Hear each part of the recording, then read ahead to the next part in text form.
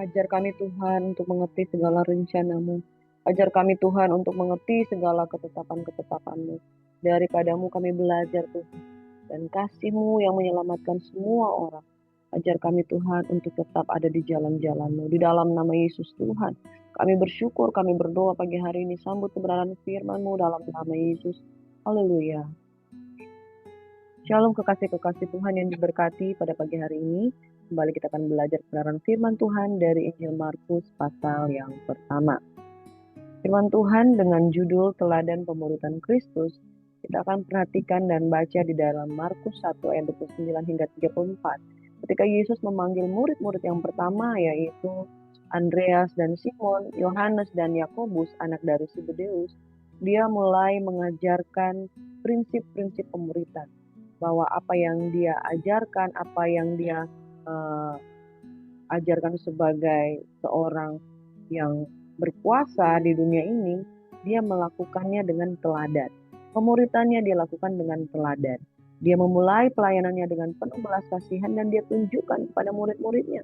Supaya dengan demikian murid-muridnya belajar apa itu melayani dalam prinsip kebenaran menurut Kristus, menurut Mesias. Nah, saudara yang diberkati, mari kita akan belajar tentang kebenaran ini, bagaimana Yesus memberikan teladan pemuritan, khususnya kepada murid-murid yang dia pertama panggil, yaitu 4 orang, yaitu Simon, Andreas, Yohanes, dan Yakobus. Dan kita lihat bagaimana dia memuridkan mereka dengan pola yang bisa menjadi berkat buat kita semua. Kita belajar pola pemuritan Kristus. Sebab firman Tuhan mengingatkan kita bahwa pergi, jadikan segala bangsa muridku. Artinya kita dipanggil bukan sekedar menjadi murid, tetapi kita juga harus memuridkan. Firman Tuhan, sekeluarnya dari rumah ibadat itu, Yesus dengan Yakobus dan Yohanes pergi ke rumah Simon dan Andreas. Ibu mertua Simon terbaring karena sakit demam. Mereka segera memberitahukan keadaannya kepada Yesus. Ia pergi ke tempat perempuan itu dan sambil memegang tangannya ia membangunkan dia, lalu lenyaplah demamnya. Kemudian perempuan itu melayani mereka. Menjelang malam, sesudah matahari terbenam, dibawanyalah kepada Yesus semua orang yang menderita sakit dan yang kerasukan setan. Maka berkerumunlah seluruh penduduk kota itu di depan pintu. Ia menyembuhkan banyak orang yang menderita berbagai macam-macam penyakit dan mengusir banyak setan. Ia tidak memperbolehkan setan-setan itu berbicara sebab mereka mengenal dia. Nah, saudaraku yang diberkati oleh Tuhan Yesus Kristus, dari kebenaran firman Tuhan ini kita melihat 2 murid Yesus yaitu Yakobus dan Yohanes pergi ke rumah Simon dan Andreas bersama dengan Yesus. Jadi 4 murid yang dipanggil Yesus yang pertama itu ada di sini. Dan sesungguhnya pada waktu itu mertua Simon terbaring karena sakit demam. Lalu keadaan ini diberitahukan kepada Yesus. Saudara, sakit demam itu merupakan gejala dari penyakit-penyakit tertentu. Jadi demam itu kadangkala kalau orang kena tifus dia demam dulu. Kadangkala orang kalau malaria dia demam dulu. Jadi demam itu adalah gejala dan penyakit yang sesungguhnya itu ada penyakit yang lebih berat daripada sekedar demam. Jadi kalau dikatakan dia demam bukan berarti sakitnya hanya panas doang. Bisa saja dia karena flu batuk, bisa saja dia karena ada malaria, ada DBD, dan lain sebagainya. Tetapi pada zaman itu, 2000 tahun lalu itu belum banyak penyakit yang dikenal oleh para tabib yang ada pada waktu itu. Dan sesungguhnya oleh karena demam, orang yang bisa saja dia untuk sekarang kita kalau ada penyakit-penyakit tertentu, demam itu adalah gejala awal yang ujung-ujungnya bisa saja kalau dia belum melakukan satu vaksinasi tertentu, dia akan berujung pada hal yang lebih buruk, hal yang lebih parah dari sekedar demam. Jadi saudara, ketika ibu mertua Simon terbaring, Yesus ada di sana. Dan dia di sana untuk memberikan satu teladan, model pelayanan yang dia tunjukkan kepada murid-muridnya. Dia pergi ke tempat perempuan itu sambil memegang tangannya. Lalu apa yang dia lakukan? Dia membangunkan dia, lalu lenyaplah demamnya. Kemudian perempuan itu melayani dia. Nah, saudara, menjelang malam sesudah matahari terbenam, banyak juga orang yang menderita sakit dan yang kerasukan setan. Dibawa ke sana, berkerumunlah seluruh penduduk kota itu di depan pintu. Ia menyembuhkan banyak orang yang menderita berbagai macam penyakit, mengusir banyak setan. Tapi ia tidak memperbolehkan setan itu berbicara sebab mereka mengenal dia. Artinya setan-setan itu disuruh tutup mulut. Setan-setan itu tahu bahwa dia adalah yang maha kudus. Bukankah kita sudah baca sebelumnya bahwa Yesus menghardik roh-roh jahat? Yesus membungkam setan-setan itu bukan sekedar membungkam mereka supaya mereka itu tidak berkuasa di dalam sakit penyakit dan kerasukan, tapi supaya tidak menceritakan kepada orang-orang bahwa dialah sesungguhnya Mesias. Jadi waktu itu masih rahasia. Nah, saudaraku, pemuritan yang Yesus lakukan, model pemuritan yang Yesus lakukan, dia tidak duduk mengajar, membuka buku, lalu melakukan tes, ujian, dan kemudian ada kenaikan kelas dan lain sebagainya. Model pemuritan yang dilakukan Yesus adalah bentuk praktek, praktikum. Dimanapun dia pergi melayani, dimanapun dia melakukan tugas-tugas pelayanan, saudara, dia melakukannya dengan memberikan dirinya sebagai model pemuritan itu sendiri. Makanya saudara, model pemuritan yang paling efektif itu adalah belajar, kemudian kita melihat, kita mendengar pengajaran itu dan mulai mempraktekkan, mulai melakukan. Karena sesudah Yesus memberikan pola pemuritan, model pemuritan seperti ini, dia juga mengutus muridnya untuk pergi berdua-dua. Nah, saudara, dari Markus 1 ayat 29 hingga 34 ini, ada model pemuritan yang Tuhan kerjakan, yang bisa dilihat oleh para murid-murid. Teladan Kristus kepada murid yang pertama Yesus melayani dengan penuh kasih.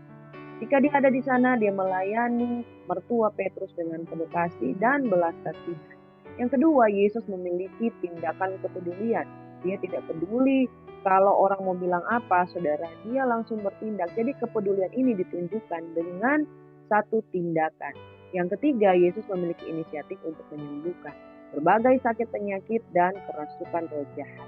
Yang keempat, Yesus menggunakan otoritasnya untuk membungkam roh-roh jahat. Jadi saudaraku, model pemuritan ini yang tiap-tiap hari dia lakukan, dia tunjukkan pada murid-muridnya, sehingga murid-muridnya bertumbuh menjadi pribadi yang dipenuhi dengan iman untuk melepaskan kuasa yang dari tempat yang maha tinggi. Saudaraku yang diberkati, teladan Kristus kepada murid-murid yang pertama, yaitu Yesus yang melayani dengan penuh kasih, itu yang pertama. Yang kedua, Yesus memiliki tindakan kepedulian. Yang ketiga, Yesus memiliki inisiatif menyembuhkan berbagai sakit penyakit dan kerasukan roh jahat. Yang keempat, Yesus menggunakan otoritasnya untuk membungkam roh-roh jahat. Di dalam Markus 1 ini, saudara, kita melihat itulah teladan Kristus kepada murid yang pertama yang dia tunjukkan. Dengan hal ini kita melihat bahwa setiap pelayanan Kristus diwarnai dengan belas kasih, penuh tindakan, kepedulian. Dan saudara, dia mengundang banyak orang untuk datang kepadanya bukan dengan undangan, tetapi dengan daya tarik mujizat, dengan daya tarik belas kasihan. Kalau mujizat tanpa belas kasihan, saudara, itu tidak bukan sesuatu yang luar biasa, tetapi ini mujizat dengan belas kasihan. Dia melakukan dengan penuh belas kasihan dan penuh kepedulian. Saudaraku yang diberkati, dia ada di sana di rumah murid-muridnya, yaitu Simon dan Andreas. Saudaraku yang diberkati, dan dia langsung berpikir. Akhirnya orang-orang berbondong-bondong untuk datang. Daya tarik yang terbaik di dalam satu pelayanan itu adalah tindakan kepedulian. Daya tarik yang luar biasa di dalam pelayanan itu ada inisiatif. Saudara, tidak dipaksa-paksa untuk melayani, tidak dipaksa-paksa untuk pergi memberitakan Injil, tidak dipaksa-paksa untuk menyembuhkan sakit penyakit. Nah, saudara, sangat sulit bagi seorang hamba Tuhan ketika dia mau melayani itu mesti diundang, mesti dipaksa, mesti diminta berulang-ulang. Saudara, kita menjadi hamba Tuhan itu harus murah hati.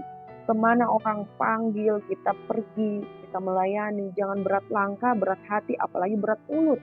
Nah saudara, dan kemudian Yesus menggunakan otoritas untuk membungkam roh-roh jahat, yaitu mereka yang kerasukan dibungkam oleh Yesus. Dan bukan itu saja, Yesus menggunakan otoritasnya untuk membungkam roh-roh jahat pada waktu itu untuk tidak menunjukkan siapa diri Yesus sebenarnya, karena roh-roh jahat itu mengenal dia. Bahkan di ayat-ayat sebelumnya di dalam Markus 1 kita sudah baca bahwa mereka bilang, apa urusanmu dengan kami? Engkau anak Allah yang maha kudus. Jadi mereka tidak mau berurusan dengan Yesus. Mereka takut berurusan dengan Yesus. Itu sebabnya saudara, hari ini juga Tuhan sedang mengingatkan kita tentang model pemuridan yang Yesus nyatakan kepada murid-murid yang pertama, bahwa dia sedang memperkenalkan kepada murid, ini loh saya, anak Allah yang maha tinggi, punya otoritas, punya kuasa. Barang siapa berseru kepada nama Yesus, dia akan beroleh keselamatan dan kelepasan. Tidak ada roh yang terlalu sukar untuk dilepaskan. Luar biasa ya saudara. Di tempat yang lain orang harus mengadakan berbagai macam upaya untuk melepaskan kuasa kegelapan. Tetapi Yesus menggunakan otoritasnya dengan powerful, dengan otoritas untuk membungkam roh-roh jahat. Mengapa saudara? Karena dia Allah, dia spesial. Membungkam roh jahat itu sangat mudah bagi dia. Nah saudara, teladan Kristus kepada murid yang pertama, bahwa dia menunjukkan bahwa dia penuh dengan kuasa. Otoritas ada di bumi dan di langit itu ada di tangan dia. Nah, saudara, lebih lagi setelah dia mati di kayu salib dan kemudian mengalami kuasa kebangkitan itu, saudara, tidak ada alasan untuk tidak percaya pada kuasa Tuhan. Yesus melayani dengan penuh belas kasihan. Jadi saudara, tidak ada alasan untuk saudara datang kepada Yesus mohon-mohon menghibah-hibah, itu tidak perlu. Kita hanya perlu meminta, maka kuasa itu dinyatakan. Saya mau bersaksi saudara, kemarin kami ada satu perjalanan dari satu pulau ke pulau yang lain dan perlu untuk naik kapal. Waktu kami berangkat keadaan sangat teduh, saya tidur aja selama perjalanan. Waktu pulang itu masih sore, tidak hujan, itu jam 4, tidak ada hujan, tidak ada angin badai yang signifikan. Tetapi karena biasanya kalau sore hari itu biasanya air pasang ya saudara. Jadi ada arus yang kemudian menjadi satu gelombang tertentu di tengah laut. Waktu saya saat biasanya kalau perjalanan kemana-mana tuh pasti tidur. Jadi ketika dalam perjalanan pulang itu dari pulau satu ke pulau yang lain, itu perahu mulai terhempas. Boom, boom, boom. Awal-awalnya jarang, lama-lama makin kencang, dan makin kencang itu anak saya di samping saya sudah mulai teriak-teriak. Lalu kapal itu mulai berdentam dan berdentum, boom, boom. Tiap kali kena ombak dia menghantam ombak itu, dia memukul seperti itu. Jadi cukup mengerikan juga pada waktu itu. Tapi kebiasaan saya kalau di perjalanan saya tidur aja. Anak saya sudah mulai teriak-teriak, saya berdoa. Sudah berdoa saja. Sambil saya tertidur, saya berdoa. Saya tuh menyembahnya begini, saudara. Saya bersyukur. Terima kasih Tuhan. Engkau selalu menyertai kami. Ada satu puji-pujian yang saya naikkan pada waktu itu. Dan saya bersyukur aja, saya menyanyi. Hati saya tenang, hati saya memuji dan menyembah Tuhan. Dan saya percaya satu hal begini. Tuhan ada. Tuhan pegang kendali. Karena firman Tuhan berkata, Tuhan saja berjalan di atas badai. Dan Tuhan izinkan Petrus berjalan di atas badai. Jadi suatu kuasa adikodrati yang sebetulnya hanya Allah yang punya. Tetapi ketika ada orang datang kepada dia, yaitu Petrus, datang untuk mendekati dia di tengah badai, Petrus pun selamat dari amukan badai. Bahkan ketika dia mulai melirik kiri dan kanan, dia mulai takut. Secara manusia dia merasa bahwa ya saya ini siapa? Saya itu manusia, normalnya saya itu ada hukum gravitasi yang membuat saya bisa tenggelam. Lalu dia melihat kiri dan kanan, dia pun mengalami tenggelam. Tapi Tuhan menyelamatkan. Saudara, prinsip yang Tuhan tunjukkan, kalau dia sanggup menenangkan badai, kita pun punya keberanian untuk percaya.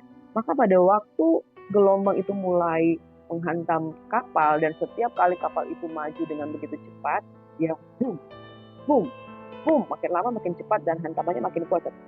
Kalau hantamannya seperti ini, kapal bisa kenapa-kenapa juga. Jadi saya menyembah sambil bersyukur. Saya menyembah sambil bersyukur. Saya menyembah sambil bersyukur. Saya percaya Engkau ada di sini dan Engkau tidak akan meninggalkan saya. Saya menyembah dengan penuh ketenangan. Hati saya tenang. Dan kemudian yang lebih luar biasa sekali, anak saya juga tenang dan dia bisa tertidur di samping saya. Dan itu kapal itu masih dalam hantaman-hantaman ombak. Tetapi makin lama makin berkurang. Akhirnya setelah saya menyembah beberapa menit kemudian, saya juga kembali tertidur. Dengan keadaan kapal masih ada hantaman tapi tidak sehebat yang tadi. Beberapa menit kemudian saya menyadari bahwa anak saya tertidur dan kami memiliki ketenangan di dalam batin. Dan kemudian suami saya melihat, itu daratan sudah dekat. Wah, puji Tuhan. Semakin dekat ke daratan, semakin tenang itu gelombangnya. Dan memang setelah mendarat itu eh, tidak ada hujan, tidak ada gelombang yang luar biasa. Hanya ada gelombang-gelombang yang mengakibatkan riak-riak di dalam perjalanan kami di kapal. Saudaraku yang diberkati oleh Tuhan Yesus Kristus, sungguh doa itu mengandung kuasa. Nah saudara, teladan Kristus kepada murid yang pertama, dia melayani dengan penuh kasih. Saudara, kita ada di dalam posisi untuk mengandalkan kasih Tuhan di dalam kehidupan kita. Ada gelombang badai dalam kehidupan ini, tapi kita harus percaya bahwa kita tuh disayangi. Mertua Petrus disayangi, sehingga tanpa disadari, waktu dulu belum ada WhatsApp, mereka nggak WhatsApp Yesus, mereka nggak mengatakan bahwa mertua saya sakit. Mereka mengetahui mertua Simon Petrus itu sakit ketika mereka tidak ada. Jadi oleh dorongan keilahian Yesus mengunjungi Simon dan Andreas, lalu dia melayani dengan kasih, lalu dengan tindakan kepedulian, ya, dia menunjukkan belas kasihannya. Dia punya inisiatif menyembuhkan bukan juga sekedar mertua Petrus, tapi juga orang-orang yang lain di sana. Mereka berdatang. Dia punya inisiatif dan dia gunakan otoritasnya untuk membungkam roh-roh jahat. Saudara, perlindungan ini yang menjadi kekuatan di dalam hidup. Ketika saya ceritakan, ketika kami ada di dalam perjalanan, ya, waktu berangkat dalam keadaan tenang, waktu pulang dalam keadaan penuh dengan badai, yang saya tahu di dalam hati saya bahwa Tuhan sayang dengan saya. Gak akan mungkin dia biarkan saya ada di dalam gelombang yang akan mengakibatkan saya hanyut dan binasa. Tuhan sayang dengan saya, sebagaimana saya sayang dengan anak saya yang mulai teriak-teriak ketakutan di samping saya. Saya tahu Tuhan sayang kok dengan kita, nak, tenanglah. Dia akan jaga sampai kita kembali di daratan dengan tidak ada satu kekurangan. Saudaraku yang diberkati, itu ombak-ombak sudah mulai masuk ke dalam perahu yang cukup besar tapi bagus itu saudara. Tetapi perahu apapun itu tidak sanggup melindungi kita kalau memang badai mau menghantam. Tapi perlindungan kita hanya ada di dalam Tuhan. Ketika kita tahu Yesus mengasihi kita, ketika kita tahu bahwa Yesus memiliki tindak kepedulian dengan kita, dia peduli dengan kita, dia pasti akan tolong. Amin. Saudara, di mana ada seorang ayah yang anaknya udah berteriak ketakutan, dia akan diam saja? Enggak, dia akan memberikan, saya rangkul anak saya, tenang ya nak. Saya aja sebagai manusia bersikap seperti itu. Apalagi Tuhan, dia pribadi yang penuh dengan kasih, penuh kepedulian. Dia akan lebih dahulu melindungi kita daripada pribadi manapun. Dan Yesus gunakan otoritasnya untuk membungkam orang-orang yang kerusakan, yaitu roh-roh jahat dibungkam, dan dia tidak mau menunjukkan menunjukkan identitasnya kepada orang-orang pada waktu itu. Dia masih menyembunyikan kalau dia Mesias, lalu dia menggunakan otoritasnya untuk membungkam roh-roh jahat. Saudara, ingat satu hal. Hari ini kalau engkau ada masalah dan punya badai kehidupan, kasih Yesus akan membuat engkau merasa bahwa engkau akan diperlakukan spesial, punya privilege, engkau pasti dilindungi Tuhan. Dia akan bertindak dengan kasihnya, kepeduliannya kepada kita, sebagaimana kita peduli dengan anak kita. Dan dia punya inisiatif menyembuhkan sakit penyakit, menyembuhkan kita dari kerasukan roh jahat. Dan saudara, the holiness of God, dia tidak akan mengizinkan roh kuasa kegelapan menjamah kehidupan saudara. Amin. Ini yang saudara harus pegang. Tidak ada satupun umat yang akan dibiarkan diikat oleh kuasa kegelapan. Dia sendiri akan membebaskan kita. Nah, kalau kita tahu tentang hal ini, mengapa harus takut? Mengapa harus khawatir? Mengapa harus terintimidasi dengan kuasa kegelapan? Percaya saja, ya, percaya saja, engkau akan melihat. Nah, saudara, teladan pemuridan Kristus kita lihat di dalam Filipi 1 ayat 27. Hanya hendaklah hidupmu berpadanan dengan Injil Kristus, supaya apabila aku datang, aku melihat, apabila aku tidak datang, aku mendengar, bahwa kamu teguh berdiri dalam satu roh dan sehati sejiwa berjuang untuk iman yang timbul dari berita Injil. Saudara, kalau kita ingin melihat bagaimana kuasa dari Injil berkuasa di dalam kehidupan kita, maka Paulus mengajarkan teguh berdiri dalam satu roh. Jangan beda-beda roh. Jangan memiliki pemahaman yang berbeda dengan Kristus. Sehati sejiwa berjuang untuk iman yang timbul dari berita Injil. Kekuatan kita ada pada Injil. Murid-murid Tuhan berpegang pada Injil, maka mereka bertumbuh sebagai murid-murid yang mengalami dan memperlengkapi, bahkan mereka menggunakan kuasa. Harus berpadanan dengan dia. Makanya Paulus bilang begini, supaya apabila aku datang, aku melihat. Dan apabila aku tidak datang, aku mendengar. Nah saudara, ini seseorang yang sudah memberikan pengajaran yang luar biasa kepada umat di Filipi. Dan dia melepaskan umat di Filipi ini untuk bertumbuh.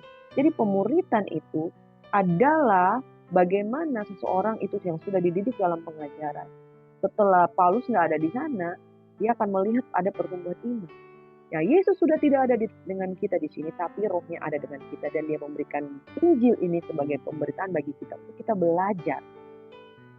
Supaya apabila Yesus datang pada kali yang kedua, dia melihat kau bertumbuh. Supaya ketika Yesus belum datang, Yesus mendengar bahwa imanmu juga bertumbuh. Sebagai murid-murid Tuhan yang bertumbuh dengan iman dan berjuang saat itu oleh karena Injil yang kita percaya. Injil mengajarkan kita bahwa Yesus menaklukkan roh jahat. Betapa tidak kita juga menundukkan roh jahat. Kuasa kegelapan. Kita jadilah orang bertumbuh. Kolose 1 ayat 28 hingga 29. Prinsip pemuritan. Dialah yang kami beritakan. Apabila tiap-tiap orang kami nasihati dan tiap-tiap orang kami ajari dalam segala hikmat untuk memimpin tiap-tiap orang pada kesempurnaan dalam Kristus. Itulah yang kuusahakan dan kupergumulkan dengan segala tenaga sesuai dengan kuasanya yang bekerja dengan kuat di dalam aku. Saudara, Paulus adalah pengajar pemuritan yang paling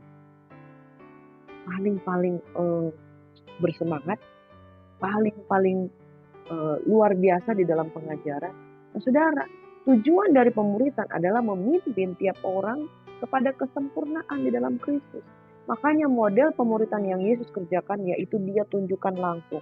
3 tahun setengah, saudara. Orang kalau sekolah 3 tahun setengah itu baru S1. 4 tahun S1.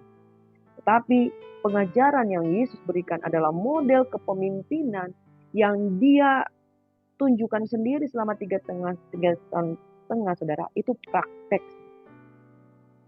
praktek bagaimana mereka dengar, mereka lihat, mereka alami, dan kemudian mereka praktekkan. Mereka hidup betul-betul di dalam roh.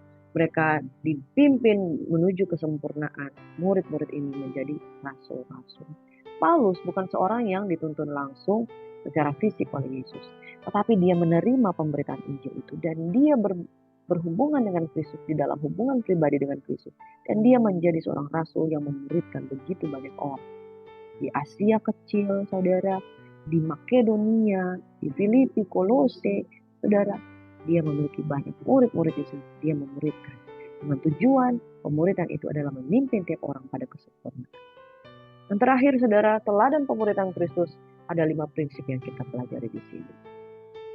Yaitu firman Tuhan dari Filipi 4 ayat 9. Kita belajar di sini teladan pemuridan Kristus. Dan apa yang telah kamu pelajari, dan apa yang telah kamu terima, dan apa yang telah kamu dengar, dan apa yang telah kamu lihat padaku, lakukanlah itu. Maka Allah, sumber damai sejahtera, akan menyertai kamu. 5 prinsip pemuridan Kristus yaitu pertama pelajari, kedua terima, ketiga dengar, yang keempat lihat, yang kelima lakukan. Itulah maka prinsip pemuritan ini akan membuat kita memimpin orang-orang pada kesempurnaan. Sebagaimana Kristus. Teladan pemuritan Kristus. Pelajari firman Tuhan. Terima firman Tuhan. Dengar firman Tuhan. Lihat apa yang Tuhan kerjakan dan lakukan, praktekkan. Amin. Pelajari, saudara. Punya inisiatif untuk belajar. Setelah engkau belajar, jangan cuma belajar kemudian menilai. Tapi terima. Terima pengajaran itu. Masuk di dalam jiwamu, masuk di dalam rohmu, masuk di dalam pengertianmu. Ketika engkau menerima, maka benih itu sudah masuk. Lalu dengar. Dengar itu berbicara suara Tuhan. Yang sudah kamu pelajari, yang sudah kamu terima, dengar dengan carefully. Mendengar dalam arti seperti Samuel mendengar suara Bapa. Mendengar itu dengar-dengaran. Amin. Dengar itu identik dengan ketaatan. Lihat itu berarti pola yang Yesus kerjakan. Lihat dari sana. Orang yang melihat belajar jauh lebih banyak daripada orang yang sekedar mendengar. Orang yang melihat dengan mata kepalanya sendiri menjadi saksi mata. Orang yang melihat perbuatan-perbuatan Yesus menjadi saksi Kristus. Dia memiliki satu kehidupan yang jauh lebih mengalami. Jadi lihat ya, pengalaman dengan Tuhan itu lihat. Pengalaman dengan Tuhan itu lihat. Dan kemudian yang paling penting. Amin. Dari sini kita belajar bahwa Yesus mengajarkan murid-muridnya dalam pola pemuritan yang membuat kita membuka mata bahwa penting untuk bergaul karib dengan Tuhan sampai kita melihat apa yang dikerjakan. Kemudian kita juga menjadi pribadi-pribadi. Amin. Tuhan Yesus memberkati kita semuanya. Mari kita satu di dalam doa. Terima kasih Bapa di surga, Engkau mengerjakan model pemuritan di dalam kehidupan murid-murid Yesus. Engkau juga mengajarkan kami bagaimana kami mendengar, kami melihat, kami melakukan, kami mempelajari, kami menerima kebenaran-Mu, kami taat kepada-Mu Tuhan. Dan ketika kami belajar dalam model pemuritan Kristus yang Tuhan kerjakan di dalam kehidupan kami, maka kami menjadi orang-orang yang dipimpin pada kesempurnaan. Dan orang-orang yang dipimpin pada kesempurnaan, kami juga memuridkan murid. Kami berdoa Tuhan lewat pelayanan Gracia Hope Compassion Channel, kami memuridkan Tuhan orang-orang yang ada di channel ini Tuhan, sehingga mereka bertumbuh dalam iman. Mereka bukan sekedar mendengar firman Tuhan, tapi belajar dan punya inisiatif untuk mencari tahu tentang kebenaran. Kami berdoa Bapa di surga, biarlah jiwa-jiwa yang pada pagi hari ini mendengarkan sabda firman-Mu dibentuk oleh Tuhan menjadi murid Kristus yang betul-betul belajar. Bapak, dengan sungguh-sungguh kami berdoa untuk Opung Herliana dalam pemulihan, di dalam nama Yesus, tangan Tuhan yang penuh dengan kuasa, dari proses operasi yang ada Tuhan, Engkau mengerjakan kesembuhan pemulihan, yang terlebih dari semuanya itu dia menjadi murid Kristus, yang percaya dengan apa yang dia dengar, dan dia melihat apa yang Tuhan kerjakan lewat hubungan pribadi, dan dia melakukan kebenaran firman Tuhan, sehingga aku melihat bahwa Opung Herliana ini Tuhan menjadi pribadi yang sungguh-sungguh hidup di dalam kuasa mujizat yang dikerjakan oleh Roh Kudus. Dalam nama Yesus, kami berdoa untuk murid-murid kami yang secara jarak jauh kami muridkan lewat pelayanan Gracia Hope Compassion Channel di dalam grup-grup link yang kami setiap hari juga mengadakan ibadah Zoom dengan murid-murid kami ini tuh. Kami berdoa biarlah mereka sungguh-sungguh memiliki hati yang bertobat. Jangan mempermainkan Tuhan. Jangan kembali kepada manusia lama. Dan jangan menggunakan pikiran sendiri untuk menjadi murid Kristus. Tetapi menggunakan firman, pemberitaan Injil, itu sebagai pelajaran yang paling mendasar di dalam menjadi murid Kristus. Jangan mempermainkan Tuhan. Jadilah murid yang sejati. Belajar dengan sungguh-sungguh diawali dengan dasar pertobatan. Jangan kembali kepada manusia lama. Kami berdoa untuk pemuritan yang kami kerjakan lewat Gracia Hope Compassion Channel ini. Baik secara firman, baik di dalam grup-grup WA, baik di dalam grup-grup Zoom. Kami berdoa memberkati agar mereka mengalami pertobatan yang sejati. Sebab orang yang berhasil adalah orang yang bertobat sungguh-sungguh dari manusia lama. Dan setiap pikiran kami, seringkali manusia lama, mereka muncul, seringkali inisiatif manusia lama untuk membuat mereka kembali kepada pola hidup yang lama itu muncul. Kami berdoa dengan sungguh-sungguh mereka boleh dilepaskan, dibebaskan dari ketidakkudusan dan masuk di dalam kekudusan yang sejati di dalam Tuhan. Di dalam kami memberkati murid-murid Kristus lewat pengajaran kita. Mereka yang menerima kebenaran Kristus, mereka akan menjadi pribadi yang berbeda. Dan kami berdoa untuk setiap jiwa-jiwa yang sakit. Ya, Bapak yang sedang, Bapak Adrianus yang ringnya, jantungnya sudah dipasang ring, Tuhan kuatkan, sembuhkan. Tante Nita diberkati, dipulihkan dalam segala keadaan dalam nama Tuhan kami Yesus Kristus. Pekerjaan roh terjadi dalam kehidupan mereka sehingga mereka menjadi murid Kristus. Tidak ada batasan umur menjadi murid Kristus. Semua orang menjadi murid Kristus. Kami berdoa untuk Tina dan Nadim Tuhan di dalam pengenalan akan Tuhan. Kita boleh bertemu Tuhan secara pribadi. Kami berdoa untuk Mama Esther, Tuhan sembuhkan kesehatan, kekuatan, sakit, dijauhkan dari diabetes mellitus di dalam nama Yesus Kristus Tuhan. Kami berdoa Tuhan akan ada perjumpaan dengan keluarga-keluarga yang kami muridkan Tuhan. Dalam nama Yesus, Engkau memberkati melindungi mereka. Berkati juga Hana dan Michael yang akan mengadakan pernikahan pada tanggal 22. Segala kecocokan Tuhan kerjakan dalam kehidupan mereka, sehingga mereka menjadi pasangan yang harmonis dan takut akan Tuhan. Dalam persiapan acara akbar ini Tuhan, kami serahkan ke dalam tangan Tuhan. Dibuat Tuhan berhasil dan beruntung. Setiap apa yang mereka kerjakan, apa yang mereka perbuat Tuhan, membawa pada kemuliaan di dalam pernikahan mereka. Terima kasih Tuhan. Kami mohon berkat kasih karunia dalam nama Bapa, Putra, dan Roh Kudus menyertai kehidupan kami hari ini dan sampai selama-lamanya. Kami terima sukacita, kami terima kekuatan baru. Kami terima firman dengan iman dalam nama Yesus. Semua yang diberkati Tuhan sama-sama katakan haleluya, amin, puji Tuhan, Tuhan Yesus memberkati. Selamat beraktivitas and God bless.